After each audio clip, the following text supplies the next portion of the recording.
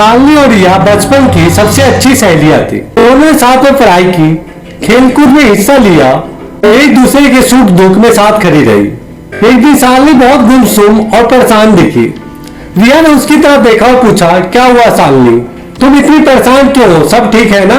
शालिनी ने थोड़ी हिचकिचाहट के बाद कहा, रिया मेरे साथ कुछ ऐसा हुआ है जिसे मैं समझ नहीं पा रही हूँ। मुझे समझ में नहीं आ रहा कि मैं किससे बात करूं।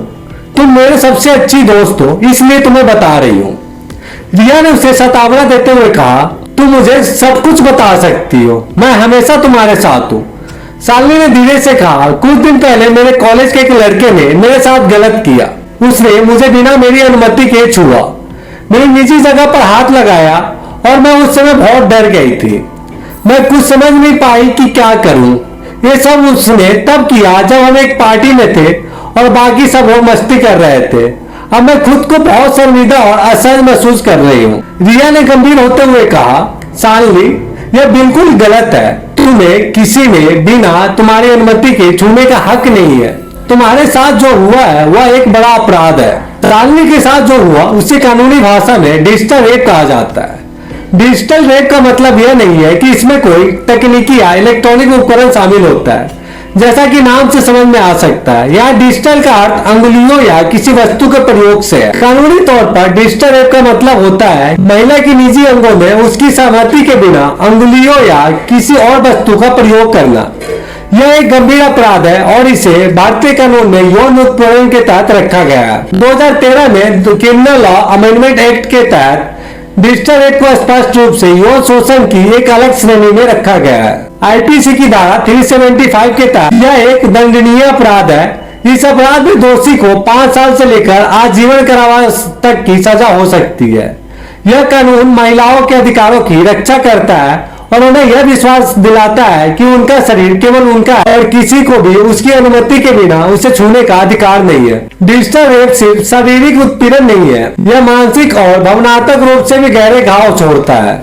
शालिनी जैसे कई लोग खुद को दोषी मानते हैं। उन्हें लगता है कि शायद उन्होंने कुछ गलत किया है, इसलिए उनके साथ ऐसा हुआ है, पर असलियत में यह अपराधी की गलती है, न कि शिकार की। डिजिटल रेप का शिकार होने वाली महिलाओं को अक्सर मानसिक तनाव, अवसाद और सामाजिक अलगाव का सामना करना पड़ता है। वे अपने आप में विश्वास खो बैठती है और उन्हें लगता है कि अब वे समाज में सहजता से नहीं रह पाएंगी। यह समाज की जिम्मेदारी है कि वह इस विषय पर जागरूकता फैलाए और ऐसे शिकारों को सहारा दे। अक्सर पीड़िता को समाज से वह समर्थन नहीं मिलता जिसकी उन्हें जरूरत होती है। वह अकेलेपन का शिकार हो जाती है और अपराध की गंभीरता को समझने में कठिनाइयां महसूस करती है। डिजिटल रेप पर जागरूकता बढ़ाना बहुत आवश्यक है। आज भी हमारे समाज में इस विषय पर खुलकर बात लिखी जाती है और इसे अक्सर एक छोटी बात मान ली जाती है, लेकिन यह एक गंभीर अपराध है और इसका असर पीड़िता को पूरी जिंदगी पर पड़ सकता है। हमें अपने बच्चों को शुरू से ही यह सिखाना चाहिए कि किसी भी इंसान के शरीर का सम्मान करना चाहिए। किसी की सहमति के बिना उसे छूना या किसी तरह का शारीरिक संपर्क बनाना अपराध है। यह सिखाना बहुत जरूरी है कि ना का मतलब ना होता है, चाहे वो किसी भी परिस्थिति में क्यों ना हो। परिवार और दोस्तों का समर्थन डिजिटल रेप के शिकार व्यक्ति के लिए बेहद महत्वपूर्ण होता है। उन्हें चाहिए कि वे पीड़िता की बातों को ध्यान से सुने और उन्हें समझे, उन्हें न्याय दिलाने में मदद करें और उन्हें यह एहसास दिलाए कि वे अकेली नहीं है। पीड़िता को दोषी ठहराने के बजाय उन्हें इस अपराध से लड़ने के लिए हिम्मत और साहस देनी चाहिए। समाज को ऐसे अपराधों के प्रति संवेदनशील और जागरूकता होनी चाहिए, इस तरह के अपराधों को रोका जा सके और पीड़िताओं को न्याय मिल सके। डिजिटल रेप एक गंभीर और संवेदनशील मुद्दा जिस पर हमें खुलकर बात करने की आवश्यकता है।